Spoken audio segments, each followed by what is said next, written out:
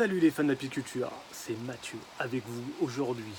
Le sujet d'aujourd'hui, on va parler de la gelée royale. Mais avant tout, je vous invite à liker la page Facebook et Instagram de la Fabrique qui pique. C'est pas comme ça qu'il faut faire. Vous êtes qui vous? C'est le patron. C'est pas comme ça qu'il faut faire. Ça va les fans d'apiculture, j'espère que tu vas bien. Là, c'est le vrai Mathieu. Aujourd'hui, je suis avec Arnaud qui est venu m'assister pour la vidéo qui va parler de gelée royale. Donc, il vous a pas totalement menti quand même, ça avait quand même fait le job. Si tu l'as pas déjà fait, tu me rejoins sur les différents réseaux sociaux, tu likes, tu partages. Tu as aussi les formations et les journées de stage en apiculture en dessous dans la description de la vidéo. Aujourd'hui, on va être avec Claire et Guillaume qui vont nous présenter leur exploitation, qui vont nous parler de gelée royale française. Mais de toute façon, je te laisse les découvrir dans le reste de la vidéo parce que là, on va les rejoindre directement chez eux, comme tu peux le constater juste derrière nous. Et il y a les 10 plantes mellifères en bas, bien sûr, dans le lien. Ah mais ça, ils le savent à force, là, ils ont l'habitude. Hein. Ah, vous avez l'habitude. Vous avez l'habitude les gars. Ok, top, aujourd'hui on va passer la journée avec Guillaume et Claire. Ça va? Ça va. Bon, top. Vous avez la gentillesse de nous accueillir aujourd'hui sur votre exploitation en gelée royale française et en plus classée bio, si je ne me trompe pas. Oui. Bon, bah top. Comment ça va se dérouler un petit peu aujourd'hui? Ce matin, je crois qu'on fait... Donc on va commencer, la première opération va consister à aller chercher les larves Voilà. qu'on va mettre dans des petites cupules en plastique et qu'on va mettre à l'élevage, Ok, donc dans des ruches. d'accord. Et en même temps, on va prendre la récolte il y a 3 jours précédents. Ok, ça sera plus en fin de journée du coup. Ça sera en fin de journée. Voilà. Ouais, là j'ai récapitulé la Ouais, journée entière. là t'as compressé. Ce matin, c'est récupération des larves Et greffage. et greffage sur les cupules. Donc ça, vous allez le voir dans le reste de la vidéo. Et ensuite, après, une fois qu'on aura fait les greffages, on ira sur le rucher pour les introduire. C'est ça? Et récolter. La précédente récolte. Et récolter surtout, c'est ça qui est bien. Ok, top. Et on s'équipe et puis on va direct sur les ruches. On va sur les ruches. Bon, allez, c'est parti, on y va, on s'équipe.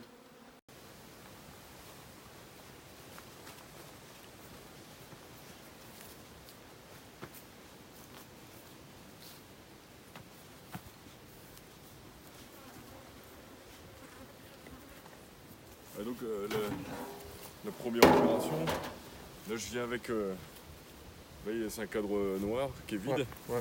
et je vais mettre dans une cage Ok, avec la reine. d'accord. Ce qui va me permettre 4 jours après, elle va pondre dedans et dans 4 jours j'aurai des larves. Ok. Donc là ce qu'aujourd'hui je vais récupérer pour greffer aujourd'hui, et je vais introduire un nouveau cadre pour le refaire dans 4 jours. Dans mardi prochain. Voilà, ok. Ouais. Donc ça, toi, ta journée, voilà, ça se décompose. La première étape, toi, de ta journée, Ça c'est le matin. Ouais. voilà, c'est le matin de venir mettre les cadres à pondre pour Ouais. toi, pour les prochains jours. Ouais. Ok. Donc là c'est des pourvoyeuses.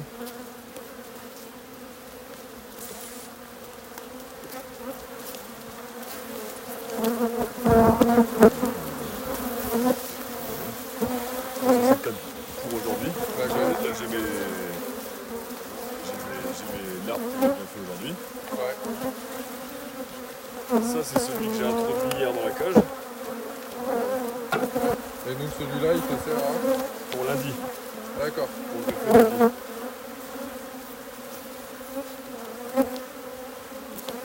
Donc, je regarde à l'intérieur si ça a bien été pondu, c'est bien pondu. On va remettre le nouveau cadre. Je regarde si la reine est bien là encore. Donc elle est là, Ouais, toujours. Donc je peux introduire mon cadre pour avoir des larves dans 4 jours.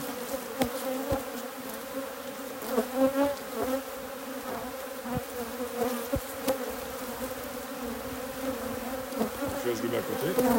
Là, toi, c'est comme ça toute la saison, là, au niveau des abeilles et tout, là, que c'est un petit peu c'est un peu en mouvement et tout ça, là. Non, là c'est vraiment... Là, c'est parce qu'on est plus en fin de saison et... Là on est en fin de mielée. Ouais. Surtout sur la majeure partie des ruches, on a récolté des hausses. Ouais. Il y avait des hausses sur les ruches. Ouais. Donc Il y a quand même une disette là actuellement. Ouais. Il y a très peu de nourriture, à voir. Donc il y a quand même un stress. Donc c'est pour ça que là elles sont un petit Elles peu. sont agitées, ouais. Ouais, ok, d'accord. 6000 larves, on greffe 6000 larves. Ouais. Et donc donc ça nous fait à peu près 10 pourvoyeuses pour obtenir à peu près une ruche. Elle nous donne à peu près 600 larves.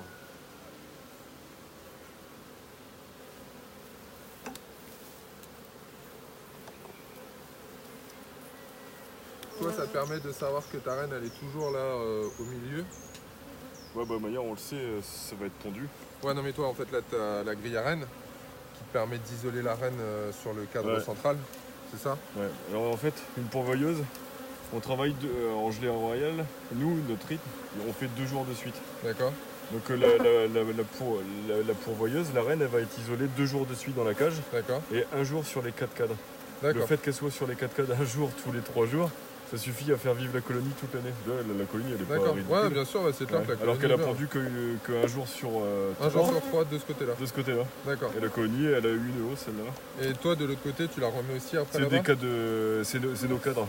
C'est les réserves après là-bas? Non, ça c'est nos cadres parce que il y a celui-ci Ouais.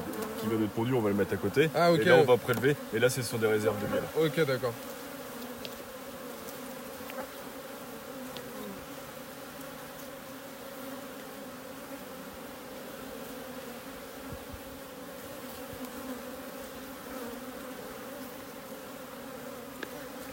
Donc ça c'est celui que je vais remettre à côté.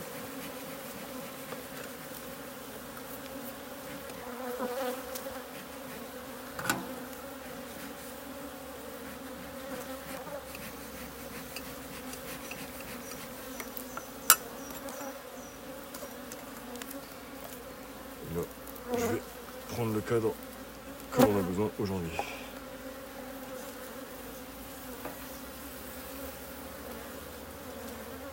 Je vérifie si on est là.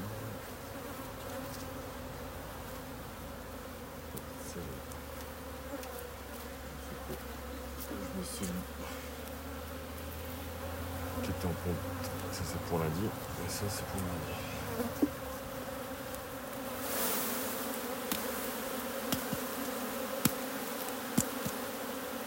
Quand tu pars le matin comme ça pour la récupération des cadres, tu pars pour combien de cadres à récupérer là? Là actuellement 7 ou 8. D'accord. Au plus fort de la saison, on tourne à 10. Ok, parce Ouais. que du coup là t'as ce rucher là avec 30 colonies, c'est ça? Donc ici il y a 1, 2, 3, 4, 5 pourvoyeuses. 5 pourvoyeuses Ouais. sur toutes les colonies que t'as. Ouais. Et donc après t'as quoi? T'as 2 autres ruchers en plus, c'est ça? Avec des pourvoyeuses aussi ou t'as que ce Il rucher y a là? un autre rucher avec des pourvoyeuses. D'accord, Ouais. Où on va aller tout à l'heure. ok. Sinon, ouais, il y a 2 autres ruchers où on produit la gelée. Et après les autres c'est la production de gelée. Ouais. Ok. Donc, là, c'est une pourvoyeuse, hein, pareil, le même sigle. Ouais, avec le système de Les- séparation centrale. La cage au milieu, 4 cadres sur lesquels elle fait vivre la colonie. Ouais, et les 4 que Et, toi après. tu vois, ça fait des colonies suffisamment fortes pour même mettre une hausse. D'accord. La hausse elle n'est pas remplie comme Ouais, là on est en une vraie train de- ruche Ouais. à miel, quoi, mais elles arrivent à remplir quand même, elles vivent leur vie. D'accord. Toi, tu as fait un marquage particulier au niveau de tes ruches pour savoir que telle ruche est pourvoyeuse ou c'est peut-être que tu connaisses ton rucher? Non, on le et- connaît, ouais. Hein? On sait quelle ruche. Voilà, tu sais toi parce que c'est toi Ouais. qui as fait. Ok. En début de saison, on note. Et puis, en fait, les pourvoyeuses, c'est celles qui sont pas bonnes pour la gelée, mais qui font une belle ponte. D'accord. Voilà.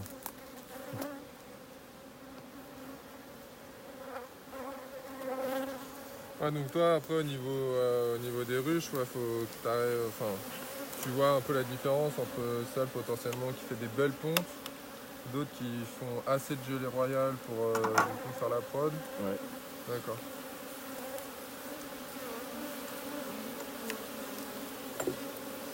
Généralement, celles qui font les belles pontes, hein, c'est quand même des ruches des reines de l'année. D'accord. Tu vois, là, c'est que des rouges. Hein. Ouais, carrément. Ouais. Donc, est-ce que toi, au niveau de ton rucher, tu as uniformisé justement l'année des rennes ou est-ce que Ouais, tu en as aléatoire en fonction des ruches ou... C'est pas simple à faire. Ouais, Parce que. Alors, en début de saison, c'est uniformisé. ouais, Mais au bout de la saison, ça ne l'est plus. ok, On va refaire ça au mois d'août là, d'accord, pour préparer l'année prochaine. Mais ok. les abeilles, elles l'entraînent au fond.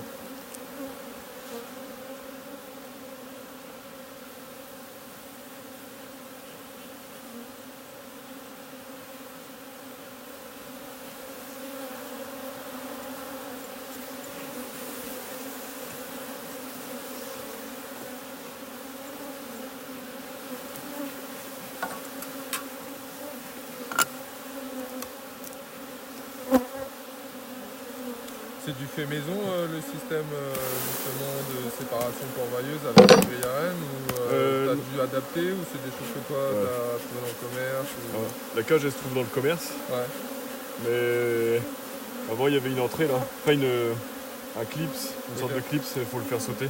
d'accord. Et comme ça, il se détache beaucoup mieux. Et Ouais, c'est moins galère pour les manipulations et tout. on écrase beaucoup moins d'abeilles. C'est plus simple à ouvrir. D'accord.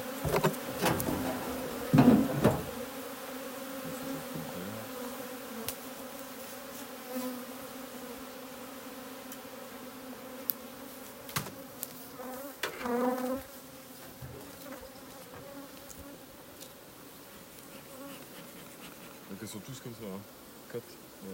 D'accord. Toi, tu t'installes quoi, toujours du côté gauche pour manipuler enfin, Ouais, alors le vous côté- êtes mis d'accord que le côté Ouais. gauche de la ruche c'était tout le temps C'est ça, le point ouais. pour vivre et l'autre En côté. fait, on le fait même pas exprès, mais D'accord, ok. c'est Ça s'est fait comme ça. logique. Ouais. Ouais, ok. T'as le côté reine, petite colonie, Ouais. la cage Ok. où on encage la reine pour obtenir les larves. Et après, les réserves. Le fait qu'il y ait des réserves de l'autre côté, toi après l'hiver ça se passe comment en fait tu fais sauter tout le système de séparation. On enlève juste la cage, Ouais, et puis avec la partie isolante là, que tu vois Ouais. sur le côté, on resserre. d'accord, ok. Voilà. Et après tu réajustes les réserves d'un côté et de l'autre. On s'obstine pas à faire hiverner sur 10 cadres, Ouais, bien sûr. c'est pas forcément utile. Ok. Et, une ruche, elle hiverne sur 6 cadres, hein, c'est bon. Hein.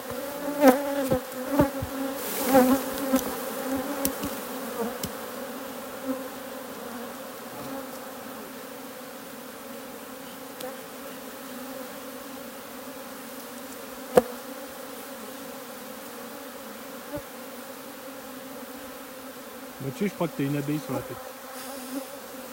Je crois que t'en as une aussi autour de la caméra.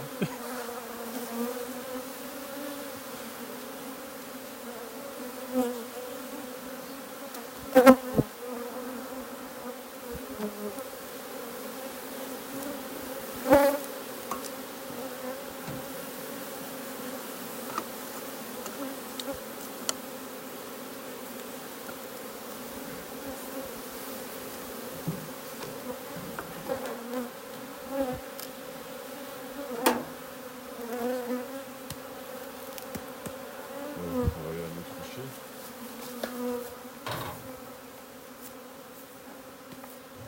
Normalement, toutes les pourvoyeuses, on les met sur le même rucher. D'accord. On a eu des problèmes avec les pourvoyeuses.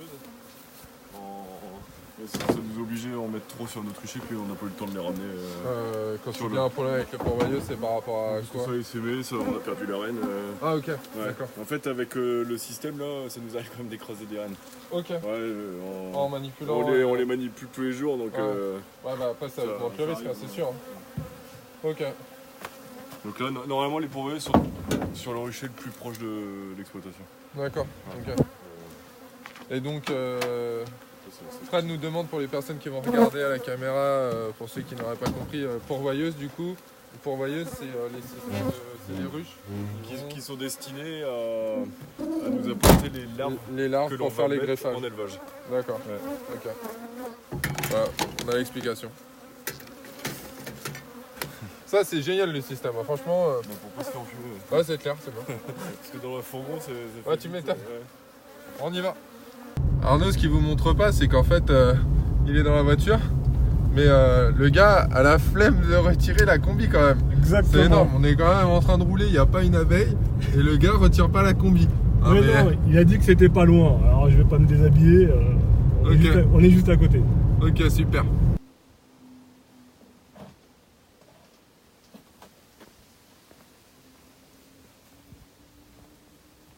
Tout à l'heure, on parlait des rennes. Ça se passe comment? Est-ce que c'est toi qui, du coup, enfin, c'est vous qui faites vos rennes et vous faites le renouvellement comme ça? Ou est-ce que vous passez par la fédération qui vous fournit des rennes ou- Ouais. Alors en fait, il y a dans le plan sélection. Ouais. En France, il y a des mini-pôles, c'est chez des exploitations apicoles qui sont adhérents au GPGR. Ouais. Ils vont avoir ce qu'on appelle des souches. D'accord. Donc c'est une génétique Ouais, bien sûr. Ouais. appropriée. Et donc nous, on a un mini-pôle dans la Somme. D'accord. Donc moi, je vais greffer sur ce mini-pôle pour D'accord. avoir des rennes HD. Voilà. Donc c'est moi qui D'accord. greffe, c'est moi qui fais mes rennes, Ok. mais c'est de Mais la là-bas. génétique du GPGR ouais, D'accord. sur un mini-pôle. Ok. C'est dédié, c'est chez un exploitant. Et il te laisse accès. Au Parce que potentiellement, lui, il va faire de la reine. Lui, il fait quoi? Il fait que de la reine? L'exploitant chez qui tu vas, lui, il fait que de la sélection pour faire de la reine? Non, c'est c'est une exploitation normale, Standard. mais qui accueille les souches, quoi. D'accord. Justement destinées pour les autres adhérents. Ok, d'accord. Et puis bon, ils testent aussi en même temps. Ok. Donc lui, il fait quoi? Il fait aussi de la gelée royale en Ouais, tant que- c'est une exploitation spécialisée en production de gelée royale. Ok.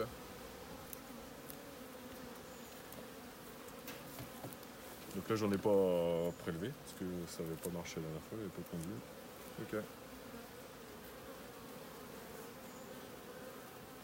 Tu bosses avec des gants bleus là, un peu type gants de chirurgien là. Ouais, c'est pour se protéger quand même. Ouais. C'est toi plus un peu pour faire de la protection ou aussi pour un peu le sanitaire au niveau du rucher? Non, et c'est tout pour ça se protéger des piqûres. D'accord. Ok. Ouais. Alors, pique quand même au travers. Hein, mais... Ouais, ce que j'allais te dire, c'est pas non plus non, mais ça très diminue, épais. ça diminue le nombre de piqûres.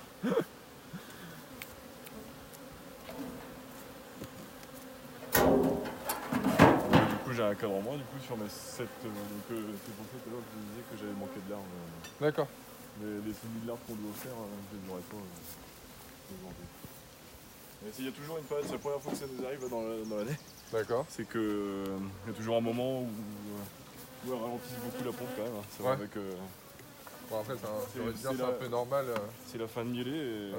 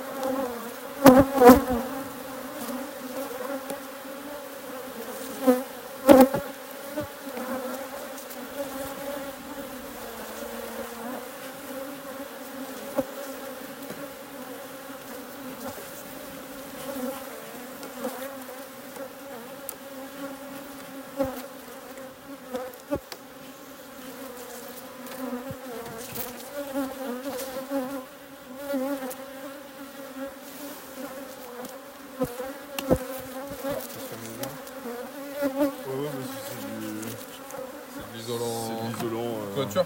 Ouais. Enfin, ou toiture. Non, c'est pas toiture. Hein. Ouais, non, mais l'autre, en dessous, c'est pas celui qui fait écran, les écrans comme les écrans de toiture, non? Ouais, mais c'est Pas pas la la même même, qualité. Hein, c'est juste du plastique avec double épaisseur de bulle. D'accord. Puis avec de la bulle, c'est un réflecteur. Quoi. Ouais, bien sûr. Mais ça. Elles aiment bien. Hein. L'hiver, elles sont bien dessus. Hein. Ouais, Elles sont du côté iso. ouais, tu Pas m'étonnes. le côté bois. Ouais, c'est clair. En fait, j'ai commencé avec de la divisible, donc avec la partition horizontale. Ouais, sur ce, là, ici, t'as la grille à rennes. Donc la partie reine, une partition qui empêche la reine de monter et la partie élevage. Grille à rennes pour ceux qui vont me dire, ouais, c'est pas. Voilà.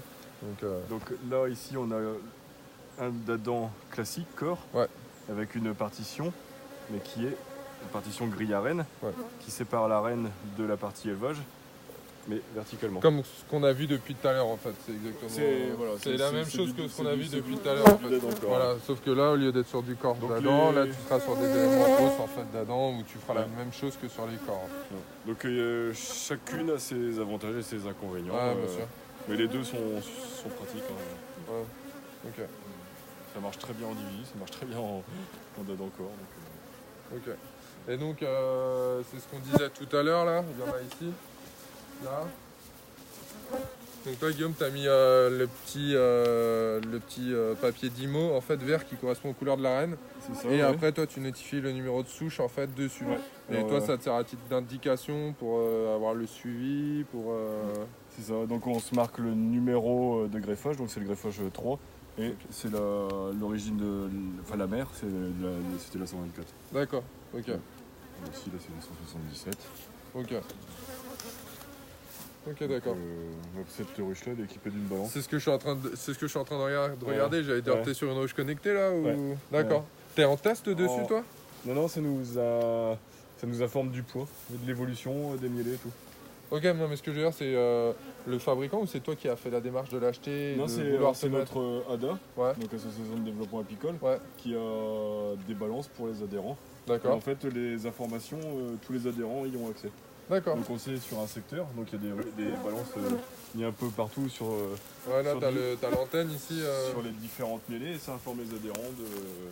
Donc quand on met sur tilleul, on précise que c'est pendant la mêlée de tilleul et ça nous donne toutes les informations de butinage.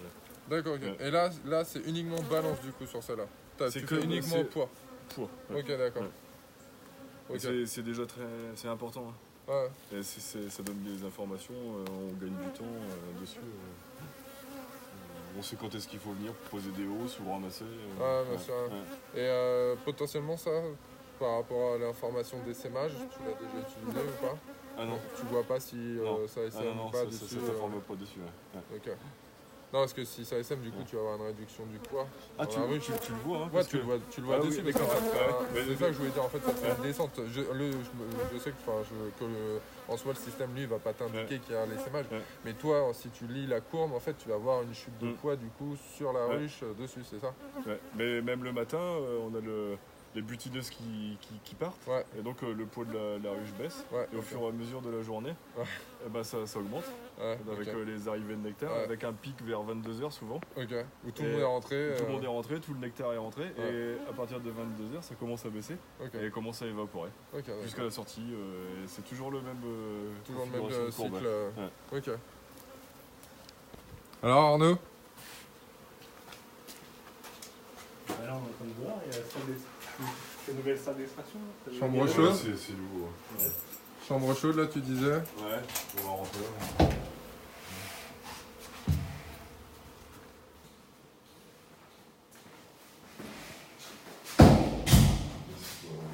Encore monter. Non, t'inquiète. Une belle chaîne d'extraction, hein? T'es une guêpe. J'ai vu. Et puis là, c'est là où on met les hausses, en fait. Tout ce qui arrive. Ok. Ouais, ça sent bon. Ouais, ça sent super. Ouais, grave. Là, il y a un mélange de tilleul et puis de châtaignier. Ça fait c'est pas mal. Ça sent bon. Et vous faites combien là, vous, de kilos à l'année 5 tonnes de miel. 5 tonnes de miel, tu fais? Ouais. Et vous êtes avec combien de ruches là? On a 400 colonies. 400 colonies? Ouais. Ok. Mais que ce soit Pour la gelée ou pour les deux, ça fait 400 colonies. D'accord. Ouais. Ok. Gelée, miel, 400 colonies. Ouais. Ok, 5 tonnes. Et après, toi, en miel, vous êtes, tu me disais, on sur fait le tilleul. le tilleul, le châtaignier, Ouais. toute fleur. D'accord. Alors, toute fleur de printemps et toute fleur d'été. Enfin, Ouais. fleur d'été et fleur de printemps. Ok.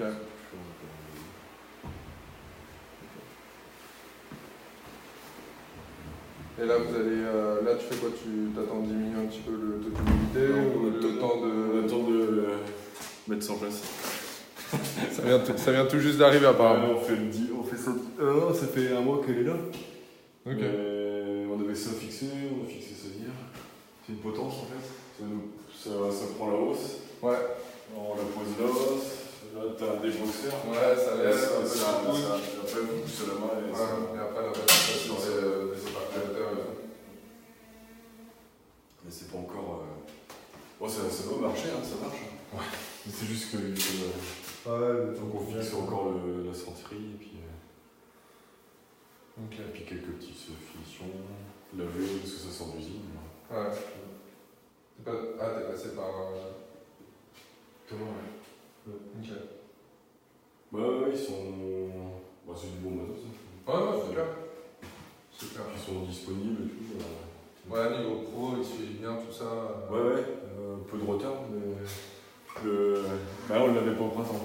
D'accord. Mais bon, comme on n'a pas fait de miel au printemps, ça peut bien grave. Ça t'a pas impacté, on va dire.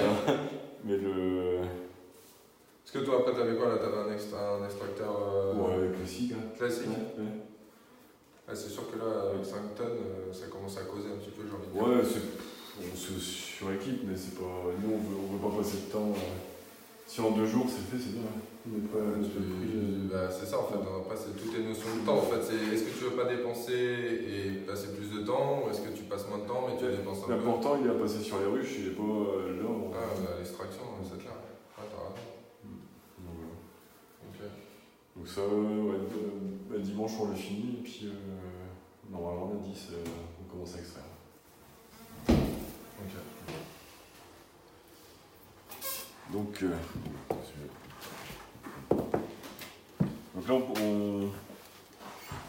on voit les larves. Tu vois, donc là ce sont des larves qui viennent d'éclore.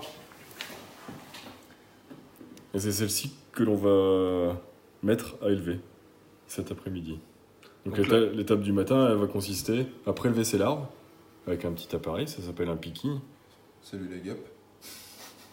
Et on va la transposer dans ces cupules en plastique. Ok. Donc tu as des gens qui pourraient nous dire c'est bizarre, tu as du nectar au milieu. Mais non, c'est des larves qui sont dans une petite bouillie larvaire. Ouais. Et là, on peut voir le pollen, stocké, et là c'est du nectar. Et après tu as le nectar en haut. Bah, tu as une belle lecture de cadre en fait, hein. C'est standard, enfin c'est comme ça devrait être tout le temps quoi. Oui, c'est un miel, pollen et couvain au milieu.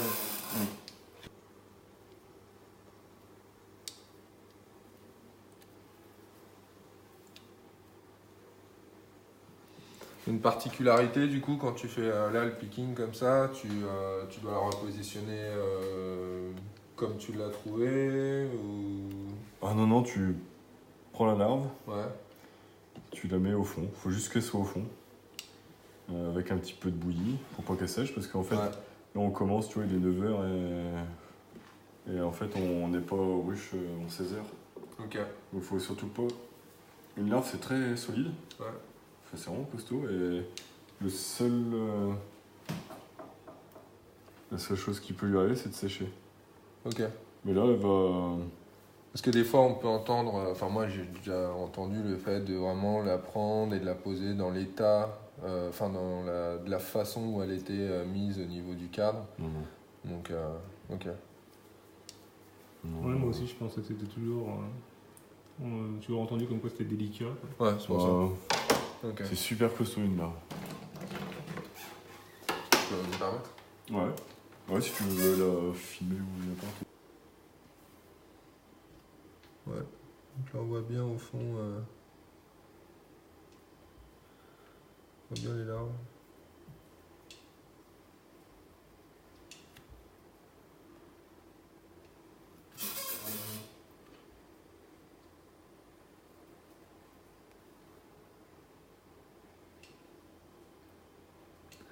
On pourrait croire qu'il y a juste une toute petite goutte au fond de bouillie. Et en fait, t'as la cellule, enfin t'as la larve qui est avec. Ouais. En fait, le fluky, lui, il passe il glisse le long de l'alvéole. Ouais. On soulève et en fait, on arrive à prendre la larve et avec un petit peu de bouillie larvaire. Ouais. Et ça va éviter le dessèchement. Toi, pareil, pour éviter le dessèchement, ou est-ce que toi tu remets une genre de bouillie ou un mélange eau, gelée royale non plus? Les lattes de cupule, D'accord. elles sont sèches là. Ok. Elles sont sèches. Et toi, tu rajouteras rien tant que tu tout. remettras pas. Non. Ok. Et en fait, pour éviter que ça se déchète, tu verras tout à l'heure, on va mettre un chiffon mouillé. Un jeu vide. Ouais. Ok.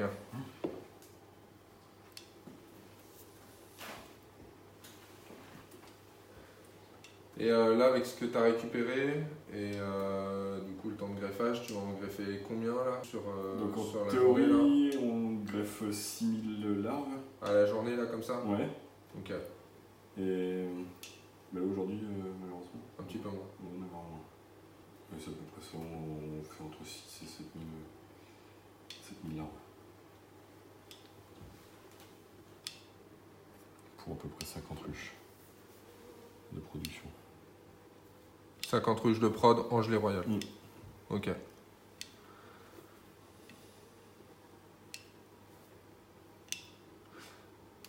Je vois qu'il y en a certaines que tu prends, tu mets, il y en a d'autres que tu sors, que tu enlèves. Ouais, parce que je l'ai mis de travers. Enfin, je l'ai pas mis, j'ai juste pris la bouillie. D'accord, ok. Il n'y avait pas la larve. Quand je vois pas la larve, ok. en fait, où là il y avait une petite impureté. D'accord. Et puis en fait je vois que ça. Quand on a pris, hop, ça brille plus. Ouais. Donc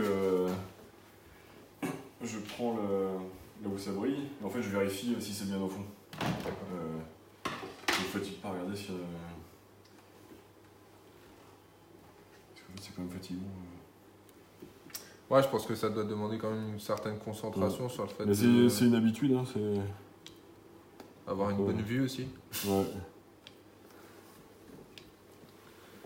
Toi, comment tu procèdes là sur la récupération des larves? Tu te mets toujours sur, on va dire, un secteur de cellules et tu essayes de vraiment l'épuiser avant de passer sur les côtés. Tu vois, ça fait un rond. Ouais. En fait, on y va en rond parce que on prend les larves les plus petites. Okay. Donc les larves les plus petites, parce que plus on met une larve petite et bon, il y a de chances que, parce qu'arriver à un stade, si une larve qui a trop d'heures, à partir de 3 jours et demi, elle va commencer à manger la gelée. Donc plus on la met petite, et on arrive 3 jours après, on arrive au pic, là où il y a le plus de gelée dans la cupule. Donc le mieux c'est de prendre les plus petites larves. Qui sont, même si on sait que celles-ci elles ont tous 6 heures au maximum, on prend quand même les plus petites. Ok, donc tu prends les périphéries. Ouais, donc on y va, on attaque comme ça en périphérie. Ok, et en fait, si on n'a pas assez de larves, c'est ce qui va arriver là, on finira par prendre au centre tout à l'heure. Mais on va faire en périphérie. Alors il y en a qui font ligne par ligne, chacun sa technique. D'accord, ok. Voilà,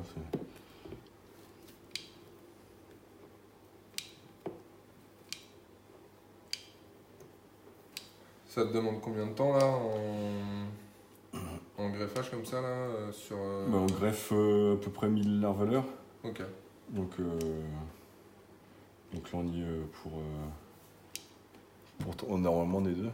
Donc en 3 heures ça fait. Ouais. Mais là t'es tout seul. Ouais.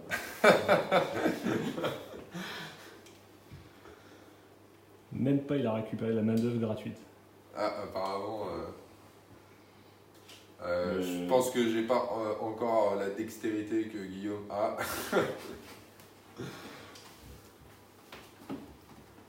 « 1000 pour Mathieu. » Sur la journée. Sur la journée. Sur la journée, pas à l'heure. Au niveau du matos, toi t'as des spécificités sanitaires entre chaque rotation, après la récupération ou... là, au niveau des cupules, des choses comme ça, tu dois les désinfecter. Les cupules, elles sont. Donc là, on utilise des cupules qui ont été lavées simplement au jet d'eau. D'accord. Haute pression. Ok, laver à jet d'eau. Ouais, surtout pas de produit. C'est juste un jet d'eau haute pression. D'accord. Ouais, pour faire sauter les restes de cire et les restes de la dernière production, donc de gelée. Ouais. Donc, parce qu'on n'arrive pas à tout aspirer, donc il y a toujours. Ah ouais, tout sera pas aspiré. Ouais, il y a un petit fond qui reste. Ouais, il reste un petit peu. Ok. Donc c'est juste passé au jet de pression.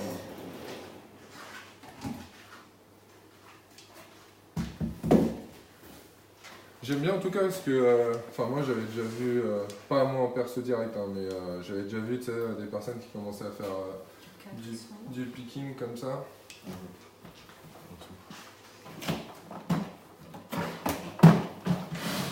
Et tu sais, ils ont un genre d'établi ultra high-tech en fait, avec des trucs pour mettre, pour poser, pour reprendre et tout. Mais là, c'est en mode vraiment, on fait avec ce qu'on a et. Non, mais c'est suffisant. C'est pas mal. Bon, après, c'est bien. Non, mais carrément, c'est bien en fait. Parce qu'en fait, t'as pas besoin de plus en fait, tu vois. Genre comme une O7 pour te positionner. Tu tombes pas, j'ai envie de dire, dans l'utilisation de matériel à outrance ou dans la consommation à outrance, tu sais, de matos comme on peut avoir. Des fois chez certains apiculteurs, tu vois, ils sont ultra équipés, on a les derniers trucs, derniers cris qui est inox à lui en fait, et alors que là, tu vois, une lampe et une lampe, une O7, et puis c'est parti quoi, quasiment. Ouais, bon, pour le gaffage, j'ai pas besoin de matériel. C'est la lampe la plus importante, et puis d'être aussi confortable. Ouais, bien installé, parce que du coup, si tu commences à mettre du temps. Tu penses que t'as plus de contraintes là sur la prod de gelée royale que sur le miel? Non, c'est différent. Il faut aimer la partie intérieure, la partie picking, c'est ça? Ouais. La partie labo, elle prend quand même beaucoup de temps. Quoi. Ouais. Est-ce que tu as des contraintes particulières, le fait d'être en bio pour la gelée royale? Non. Bah, le bio, que ce soit en gelée ou en miel ou toutes les autres productions apicoles, c'est les mêmes, c'est le cahier des charges de l'agriculture biologique, donc c'est les mêmes. La contrainte principale, c'est les traitements médicamenteux pour le varroa. D'accord. Et le nourrissement l'hiver, parce que les sucres coûtent cher. Quoi. Ouais. Parce que c'est la tonne, c'est 1 300 € à peu près. En bio. Et en conventionnel, on la touche 460, 470. D'accord. Fois 3 quoi. Donc c'est. Toi, ça t'a demandé une adaptation particulière, le fait de passer en bio Non, je me suis installé directement en bio. T'étais direct en bio? Ouais. Ok, ouais, donc du coup, t'as pas besoin de faire de modif ou... Non. Ok. Toi, à la base, tous les deux, vous étiez issus de l'apiculture, par la famille ou même pas? Du tout. C'est une création. Ok. Un choix. Ouais, c'était un loisir qui est devenu une profession. Plutôt clair, une reconversion. Ah oui, c'est une reconversion.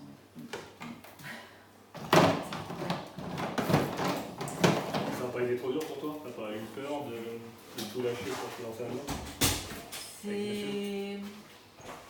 Non, c'est un choix. C'est un rythme de vie différent. On travaille pour soi. C'est complètement différent d'avoir un patron.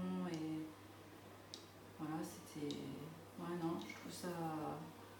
faut se poser les bonnes questions et je ne regrette pas. Hein. J'aimais mon travail avant, hein, mais... C'est pas indiscret, t'étais dans quoi avant? J'étais esthéticienne. D'accord. Donc j'aime mon travail, mais la qualité de vie, là, elle est complètement différente. Et est-ce que tu te serais lancé dans cette reconversion si ça n'avait pas été de la gelée royale? Ça avait été du miel? Ouais, par exemple, du miel. Oui, c'est du miel, on en fait. On espère en faire plus. Mais financièrement, tu penses que vous en sortez sorti à deux, en faisant que du miel, par exemple? Oui, bien sûr. Ouais. Oui, il y a de quoi. Le miel, ça se vend bien. Le miel, ça se vend quand même à des prix Ah oui, il y a de qui quoi. sont... Enfin, c'est rémunérateur, ouais. Je pense qu'il Autant que le gelé, hein. Ouais.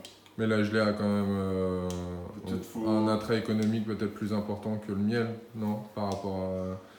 Disons qu'il y a besoin peut-être de moins d'équipement. Ouais, moins de matos et moins de... En miel, tu vois, en gelée, il y a besoin d'une pompe, de ruches, une pompe à vide, des ruches, des lampes, c'est du petit matériel qui coûte pas très cher. Tout de suite, quand on fait du miel et que l'on fait des transhumances, les investissements sont un peu plus lourds. Il faut un véhicule, il faut une remorque, Surtout au début quand on se lance. il y a des grues, il y a le matériel d'extraction, il y a les locaux qui sont grands. Tout est un peu plus... Mais... Qu'on a maintenant. Oui, c'est ça, c'est l'investissement, c'est au début, quoi. Après, quand tu l'as payé, après... Ouais, c'est quand ça amortit, ça amortit. Voilà. Ah, surtout quand tu vois la ligne que vous avez là maintenant, quoi. Ah, elle a pas encore servi. Hein. Ouais, c'est ce qu'il nous disait, ouais. Elle est belle. On attend. Tout à l'heure, on parlait un petit peu là au niveau du poids par rapport à la quantité de gelée royale récoltée là. Sur une barrette simple ou double, tu récupères combien de gelée royale après? Donc sur une barrette simple, donc la moyenne, tu as 10-12 grammes. Ok, donc là toi tu es sur une double. Pour 30 cupules, donc 10-12 grammes, et pour une double, donc ça fait 60 cupules. Ouais. On va être à 24 grammes, Non, mais là, quelque chose c'est comme ça, 25 grammes. Une fois que tu as fait que vous avez fait pardon, le picking,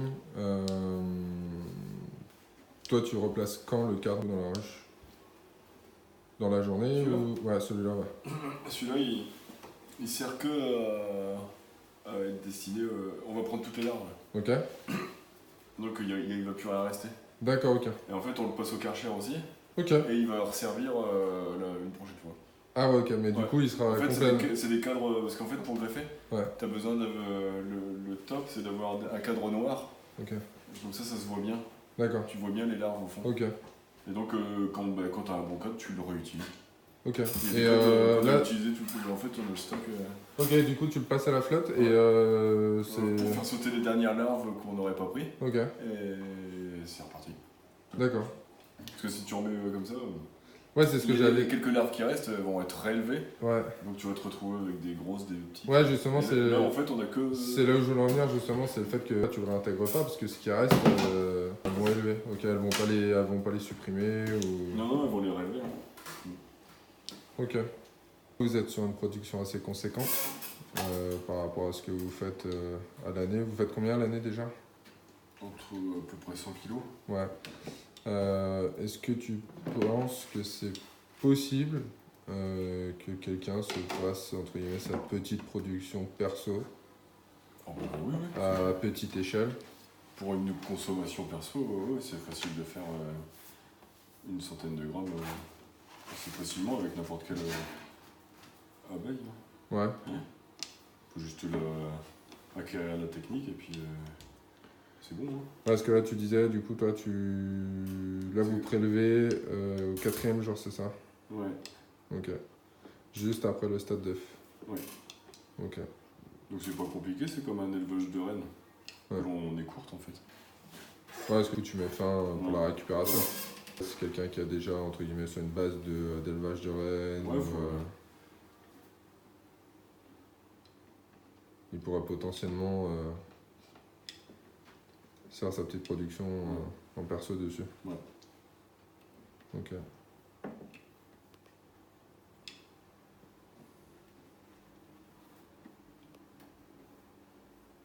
Bon, il y a des apiculteurs qui font ça en plus petite quantité. Hein.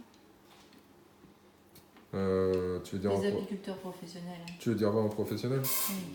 Ils font ça par rapport à quoi? Sur une diversification de produits ou parce qu'ils n'ont pas le temps de faire plus Non, ils font plusieurs produits. D'accord. Nous, on est spécialisé en gelée. Ouais. On fait une production annexe de miel. Ouais. Et on peut bien imaginer le contraire. être spécialisé en miel et puis faire une petite production annexe de gelée royale. De gelée,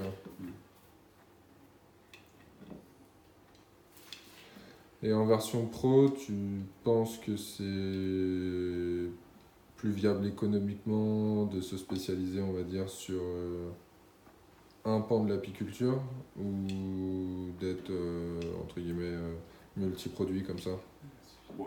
Les deux productions, je pense qu'on crée les mêmes... Parce qu'après, t'as pas forcément le même matériel,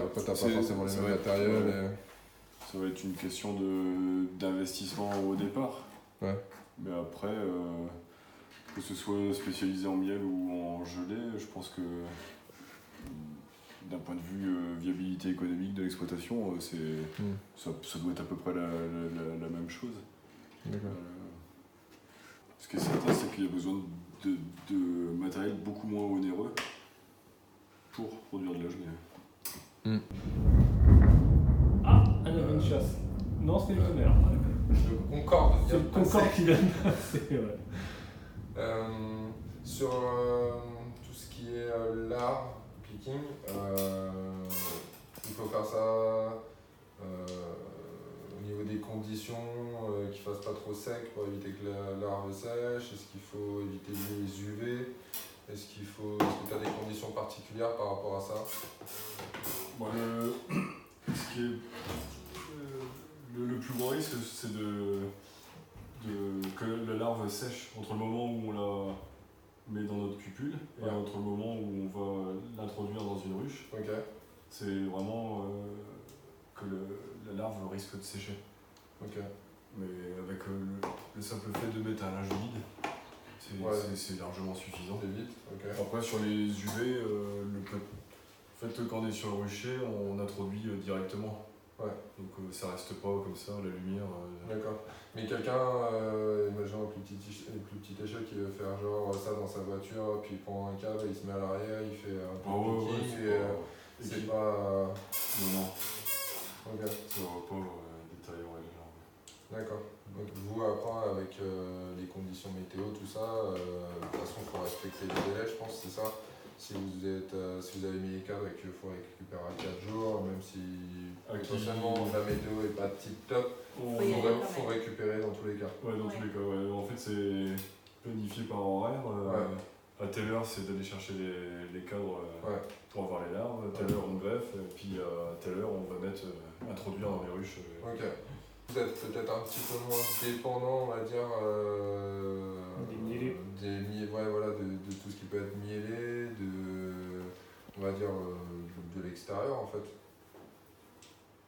Par rapport à quelqu'un qui fait vraiment de la prod de miel, à comparer. Mais quelqu'un qui fait de la prod de miel, il est obligé d'aller au ruche aussi, il y a quand même des impératifs. Non, je suis d'accord avec toi.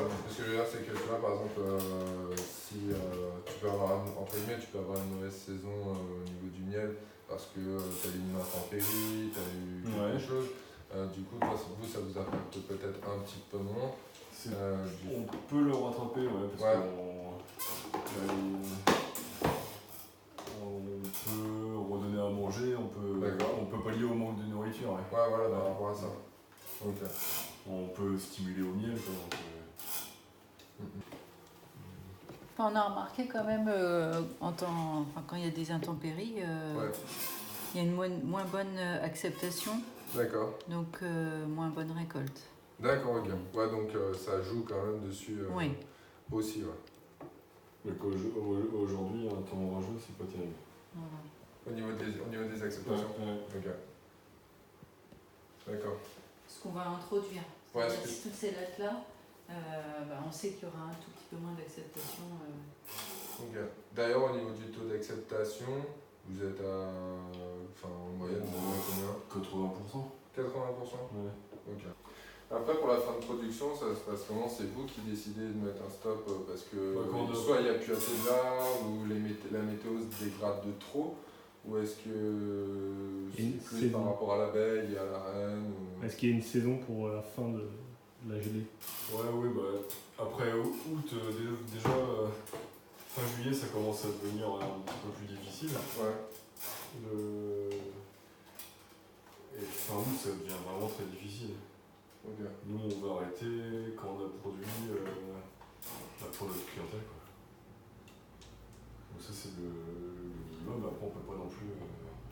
si on a pris trop de retard dans la saison, on peut pas aller... au mois de septembre, c'est vraiment compliqué, quoi.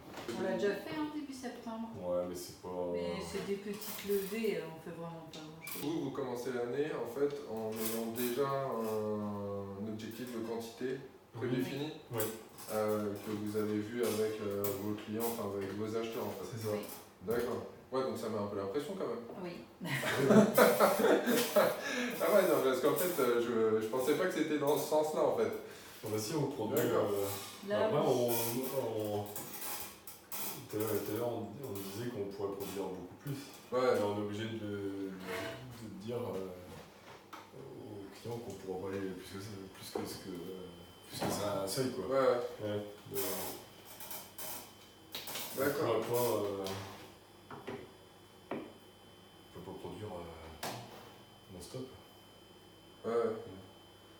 Ouais, donc c'est sûr que si tu as déjà prédéfini une quantité donnée et tout ça, c'est sûr que... Mais on définit une quantité dont on sait qu'on est capable de la Ouais, bien sûr, je suis d'accord. On reste carrément. sur... Sinon, ça peut te mettre une balle dans le pied si vous faites ça. oui, si ça arrive pas à terme des contrats et en plus... Si c'est pour pas satisfaire les clients, c'est pas la peine. Ah, tu m'étonnes.